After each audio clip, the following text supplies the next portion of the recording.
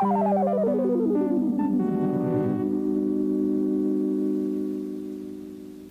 morning or good afternoon.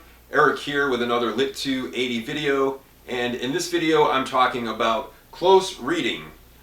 So close reading is the activity that you will be primarily focused on for the rest of the course.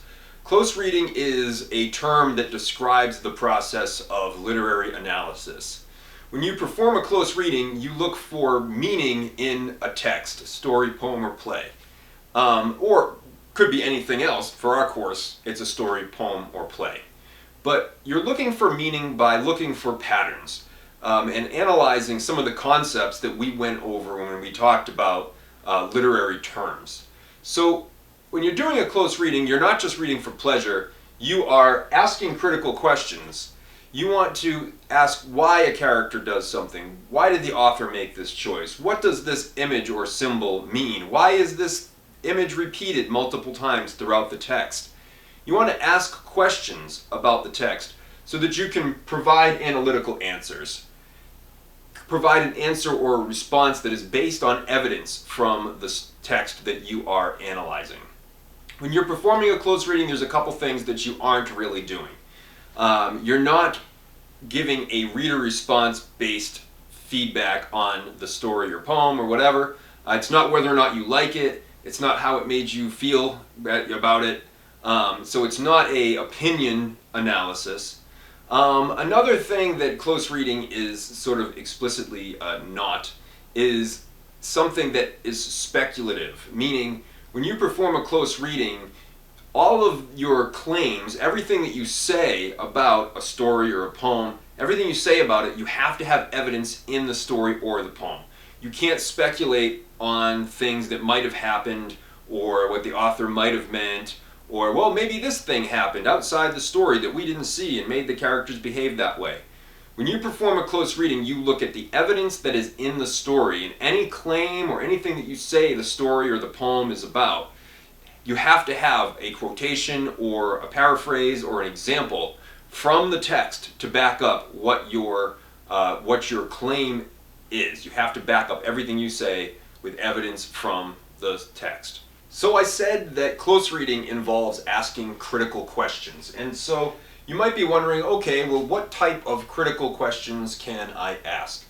If you are a strong critical thinker and you have good attention to detail, you can probably come up with a critical question for text fairly easily. Some of them might be unique, but a lot of the questions we ask about text generally come back to a few things. A story particularly revolves around the change that a protagonist or a character goes through. And so the identity of the character is often very important.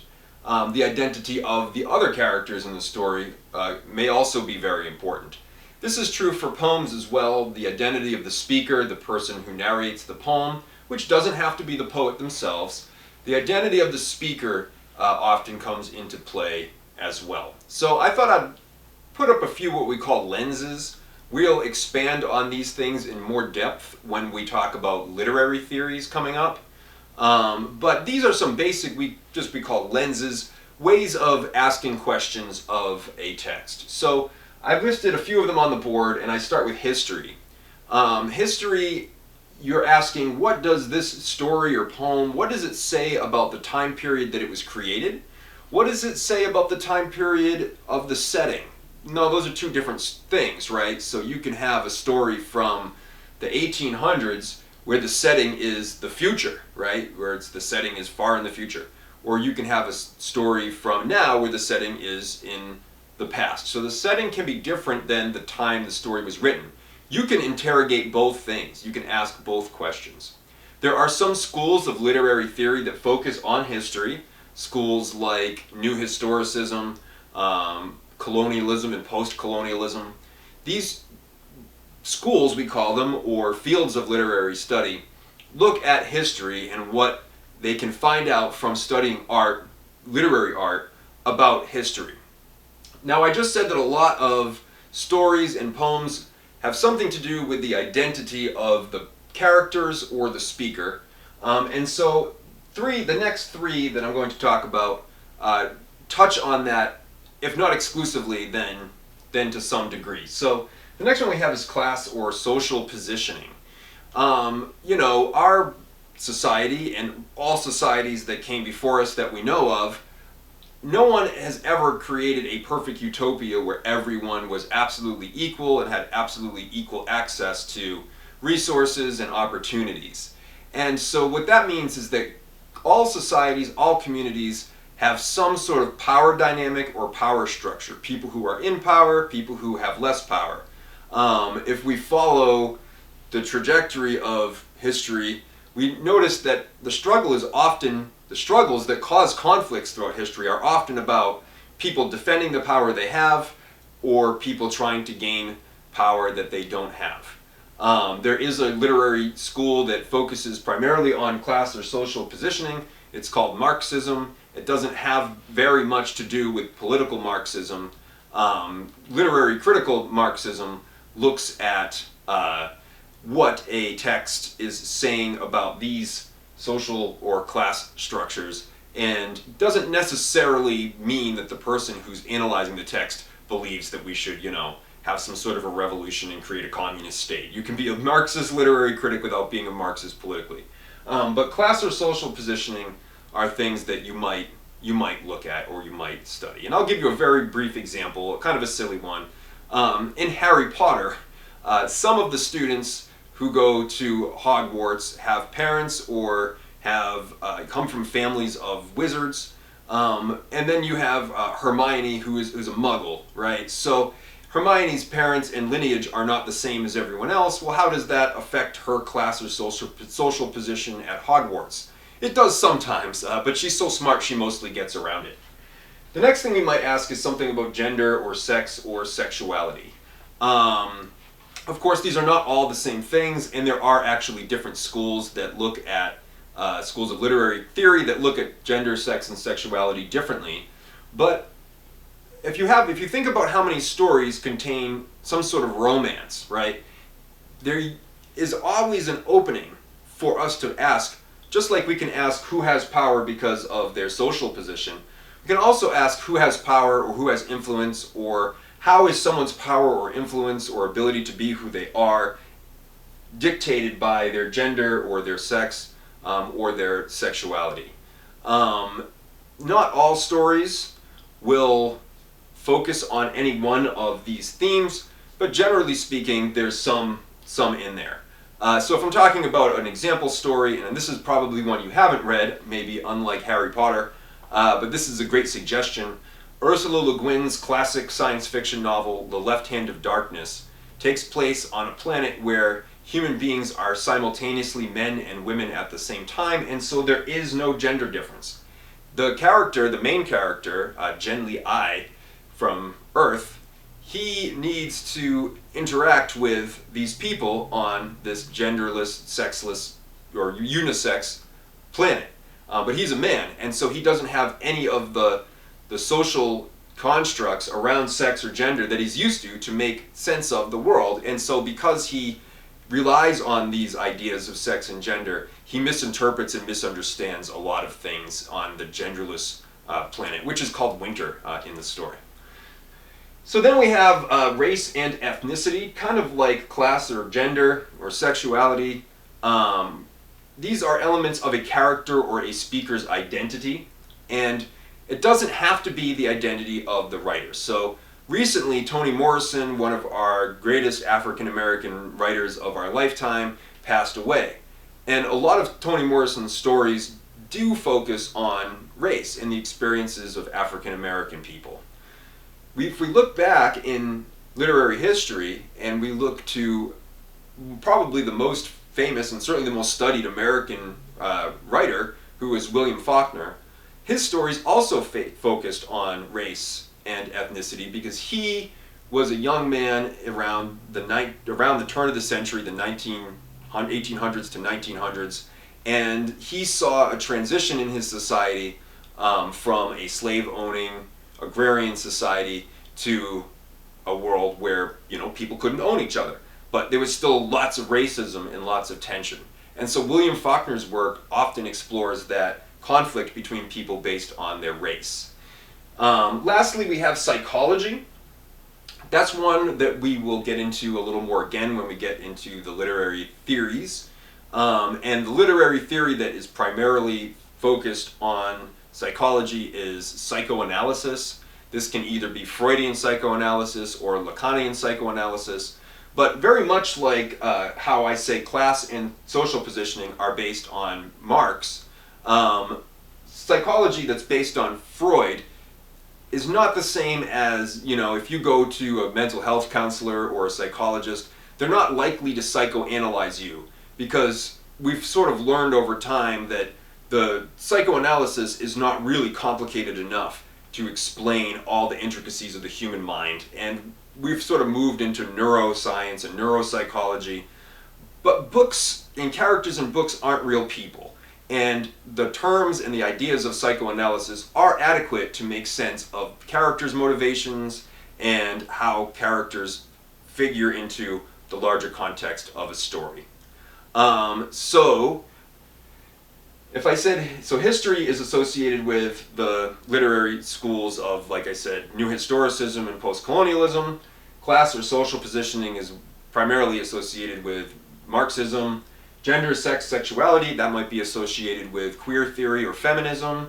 Race and ethnicity, ethnic studies, and though also this may very frequently relate to history as well. And psychology would be psychoanalysis. These lenses are just here to give you a little bit of a prompt in how you can ask critical questions of a text. It doesn't mean that everyone will apply to every story, and it does mean that you might look at a story and ask questions about race, but another classmate might see the same story and ask questions about gender, whereas a third classmate or reader might read the story completely differently and focus on some element of what the story says about history.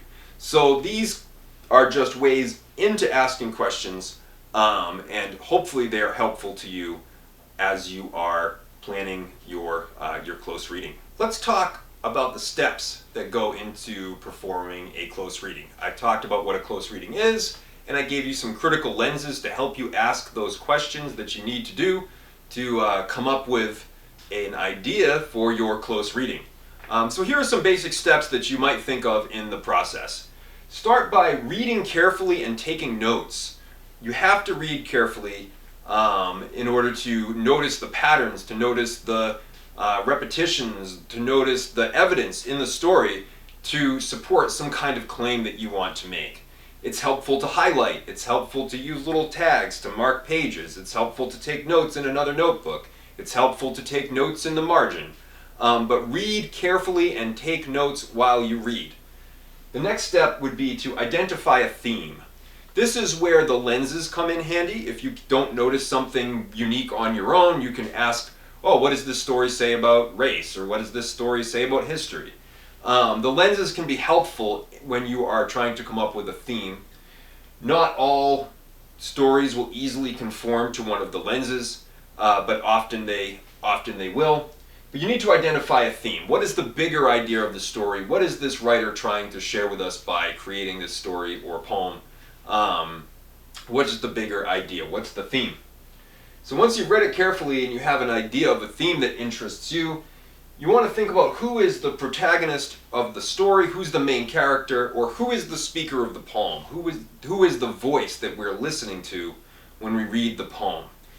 Generally, when we know the thing we're supposed to learn about the theme or understand about the theme, or the insight we're supposed to get, comes from what the protagonist or one of the other characters in the story or the speaker of the poem, what they have to say about that theme or what they experience. So you want to know who the characters are in the story who undergo some kind of meaningful change as a result of the conflict of the story. That's how you can sort of hone in on a theme as well. And even if you know what the theme is, what is the story trying to say about it? Well, what happens to the protagonist and what can we learn from what happened to the protagonist? What is the speaker saying? What is the imagery or figurative language that they're using? What are they trying to convey through that imagery or figurative language? So next I say you want to connect the protagonist or speaker to the theme. That would be to say something like, if I say the theme of, we'll go back to The Hobbit, which was an example that I have used in a previous video. If we say a theme of The Hobbit is that a regular person can have courage, and that it's the situation that creates the courage in the person, not necessarily some innate aspect of the person. So if I say that's the theme, now to connect that to Frodo Baggins, I can say, well, he left his home with a wizard, he went with a bunch of dwarves, he went through a scary forest full of giant spiders, he confronted a dragon. That's evidence that a regular person, Bilbo, who just wants to live in his little hobbit hole and drink his tea and smoke his pipe, that he can become something greater through this adventure that asks more of him and that he can live up to it. That's how I connect the protagonist or the speaker to the theme. And lastly, when you're writing your close reading, you want to start with a thesis. And the thesis will most often state what the theme is and what we're supposed to learn from that theme. What is the connection between the protagonist and the theme? Write it out in one sentence. That's your basic thesis. You might need to edit it to make it more clear, to make it work better, to have more detail or be more effective. But to say what the theme is and what the protagonist or the speaker wants us to know about the theme is a foundational thesis. And then you just take examples from the story to support that thesis, and you just more or less lay out the examples chronologically and explain them with quotations and evidence, and you have a close reading. Those are the steps. Is it complicated? It's a little complicated. It's learning a new way of reading other than just comprehending the story. It's an analytic way of reading that makes you think more deeply about the poem, or makes you use the poem or the story as a way of jumping off into a larger theme or idea that you could explore through other similar works, or even maybe sometimes works that are written at very different time periods by very different people. So that's what a close reading. It's what you're going to be doing this week for one of the poems that have been provided for you. There's an example close reading on there of a Robert Frost poem by my colleague Anthony Sovak, who did his doctoral dissertation on Robert Frost. So it's a really good example of a close reading. And if you have any questions about this, I'll be giving you feedback based on your work, but you can feel free to ask me questions at any time. So I look forward to reading your close readings this week.